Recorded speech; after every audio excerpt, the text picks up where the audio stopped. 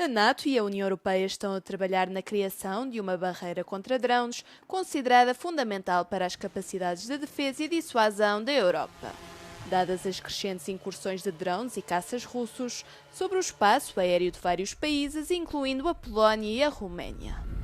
Os ministros da Defesa da NATO reuniram-se esta semana para discutir o tema, mas também a melhor forma de reagir a estes incidentes, com um número crescente de aliados a ter-se comprometido com o financiamento da lista de necessidades prioritárias da Ucrânia.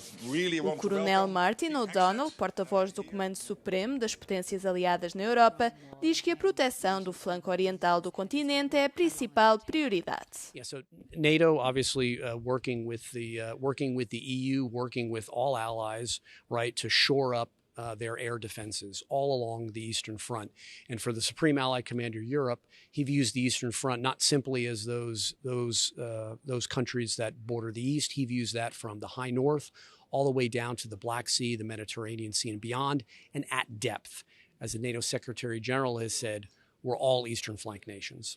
One of the issues coming into this meeting was how and whether to shoot down Russian jets or drones, that there wasn't a uniform rules of engagement. How has that changed or evolved during this few days? So I think one of the most important things to mention is the fact that SACEUR, Supreme Allied Commander Europe, with all forces that are assigned to him, assigned to NATO, has the authorities at the moment to act. And we saw that with the incident in Poland and Estonia recently, where NATO had the authorities to and acted appropriately. There's been a lot of reports that there's been quite a sudden and sharp decrease in military spending and military support for Ukraine amongst allies, over 40%. I mean, what's your response to that? Is that worrying, obviously, now coming into the winter? There was momentum from all the nations on contributions, not just to per se bilateral contributions from a nation to Ukraine or multilateral contributions, but also for initiatives such as the PEARL or the Prioritized Ukraine Requirements List. Very, very good response. I believe you heard that from the Secretary General, right? More than half of NATO allies have expressed commitments to contribute. And I think we'll see here more announcements very, very soon.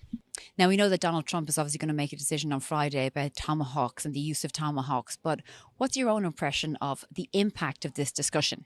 Well, I think there's a number of things worldwide, right, that potentially make the movement towards peace more possible. We saw recent developments in the Middle East, right, that President Trump drove. We'll see what happens on Friday, and we'll see what happens from Friday. As forças russas dispararam centenas de drones e mísseis contra a Ucrânia durante a madrugada de quinta-feira, tendo como alvo várias cidades e atingindo infraestruturas energéticas. 2 pessoas ficaram feridas em Nizhyn, na região norte de Chernihiv, depois de drones atingirem 2 prédios residenciais. Segundo as autoridades, um dos edifícios sofreu um colapso parcial, comprometendo a integridade estrutural e tornando-o uma ameaça para os residentes. As autoridades locais afirmam que os ataques também visaram deliberadamente zonas civis, incluindo infraestruturas que fornecem água, eletricidade e recursos à região. 4 pessoas ficaram feridas na região vizinha de Sumy após mais de 135 ataques em mais de 3 dezenas de povoações. As autoridades ucranianas também comunicaram a continuação dos ataques na povoação de Konstantinivka, em Donetsk, na região oriental do Donbass. Volodymyr Zelensky condenou os últimos ataques, classificando-os como uma estratégia de duplo terror e instou os legisladores europeus e ocidentais a aumentarem a pressão sobre Moscovo para que ponha fim à guerra. Entretanto, Kiev anunciou que tinha atingido com êxito uma refinaria de petróleo na região russa ocidental de Saratov. As forças de operações especiais ucranianas afirmam que o ataque foi um duro golpe e é o mais recente de uma série de ataques ucranianos contra o setor energético do Kremlin, que, segundo o país, financia a invasão. O presidente interino da Síria, Ahmad al-Shara, encontrou-se com o presidente russo, Vladimir Putin, em Moscou, numa visita oficial sem precedentes na quarta-feira. A visita ocorre menos de um ano depois de al-Shara ter liderado uma rápida rebelião em dezembro passado, que destronou o regime de Bashar al-Assad, presidente de longa data e aliado do Kremlin. Al-Shara foi recebido com todas as honras militares, numa altura em que o Kremlin procura estabelecer bases de entendimento com os novos dirigentes do país. Putin disse, no entanto, entanto, que a política russa em relação à Síria permanece constante, afirmando que está enraizada no mesmo princípio de sempre. В России никогда в отношении Сирии не было никаких каких-то отношений, связанных с нашей политической конъюнктурой или с особыми интересами. Мы всегда руководствовались на протяжении всех этих десятилетий одним – интересами сирийского народа. Em declarações aos jornalistas, Al-Shara referiu que a Síria partilha uma ligação profunda e histórica com Moscovo, lembrando que grande parte das infraestruturas foram construídas e são mantidas pelos russos. O antigo presidente Bashar al-Assad reside atualmente na Rússia, desde que fugiu da Síria quando as forças rebeldes entraram na capital, Damasco. Al-Shara deverá pedir a extradição de Bashar al-Assad para ser julgado pelos crimes de guerra cometidos durante os 14 anos de guerra civil na Síria. Numa entrevista concedida aos meios de comunicação social norte-americanos, no início desta semana, Al-Shara afirmou que o governo utilizará todos os meios legais disponíveis para responsabilizar o presidente deposto. Até à data, o Kremlin tem evitado o assunto. Uma caravana humanitária atravessou a fronteira de Rafah, do Egito para Gaza, na quarta-feira, segundo anunciou o Crescente Vermelho egípcio. Os 400 caminhões transportavam 5.700 toneladas de alimentos, mais de 1.400 de material médico e cerca de 2.500 de combustível. A caravana seguiu para uma zona de inspeção israelita na passagem de Kerem Shalom, antes de ser autorizada a entrar no enclave. Uma medida que faz parte da primeira fase do acordo de cessar-fogo entre Israel e o Hamas, mediado pelos Estados Unidos. O entendimento estipulava que Tel Aviv deveria permitir a passagem diária de 600 caminhões para Gaza, de modo a igualar os níveis pré-guerra de abastecimento. Mas Israel indicou que só permitirá a entrada de 300 caminhões por dia, alegando supostas violações do acordo pelo grupo militante palestiniano. No início da semana, Tel Aviv tinha já ameaçado manter a passagem de Rafah encerrada e a reduzir os fornecimentos, acusando o Hamas de libertar os corpos dos reféns mortos demasiado lentamente. Vários grupos humanitários têm pedido a Israel que cumpra os termos do acordo.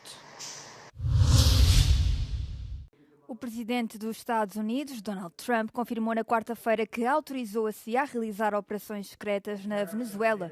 Trump disse que tinha duas razões, uma para travar o tráfico de droga e outra porque afirma que a Venezuela esvaziou as suas prisões nos Estados Unidos.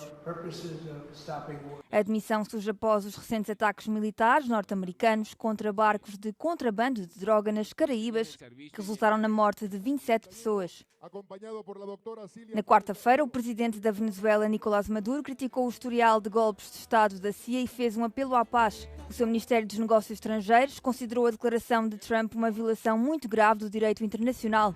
Entretanto, os ataques militares estão a gerar controvérsia no Congresso dos Estados Unidos, com legisladores de ambos os partidos a questionarem a sua legalidade. A administração ainda não apresentou provas ao Congresso de que os barcos visados estavam de facto a transportar narcóticos. O Senado do Uruguai aprovou na quarta-feira uma lei que descriminaliza a eutanásia, tornando-se um dos poucos países onde a prática é legal. Este é o primeiro país latino-americano predominantemente católico a aprovar a medida por meio de legislação. A lei permite a eutanásia para qualquer pessoa psicologicamente apta, com uma doença que não tenha cura e que cause um sofrimento insuportável. Ao contrário do que acontece em muitos outros países, não é necessário um diagnóstico terminal. Esta medida reforça a reputação do Uruguai como uma das nações socialmente mais liberais da região, tendo já legalizado o cannabis e o casamento entre pessoas do mesmo sexo. Cientistas, arqueólogos e conservadores de museus foram homenageados na cerimónia dos Prémios Europeus do Património em Bruxelas. A Federação Europa Nostra e a Comissão Europeia premiaram 30 pessoas de 24 países e entregaram 5 grandes prémios. It's really a mosaic that tells you how important heritage it is for communities and citizens and how much extraordinary commitments, skills we have in Europe that are engaged in safeguarding and transmitting that heritage to the future generations. Um dos principais prémios foi atribuído à conservadora Inge Bisgaard, que dedica a sua carreira à proteção do património da Groenlândia, desde a arquitetura tradicional em madeira até às cabanas de expedição do século XX. Estuda, nomeadamente, os desafios colocados pelas alterações climáticas. Permafrost melting gives a lot of problems with especially buildings in remote area. And this way we are trying to make put more gravel on the houses so they come up and the water can come out. O programa norueguês de arqueologia glaciar Secrets of Ice recebeu o prémio máximo na categoria de investigação.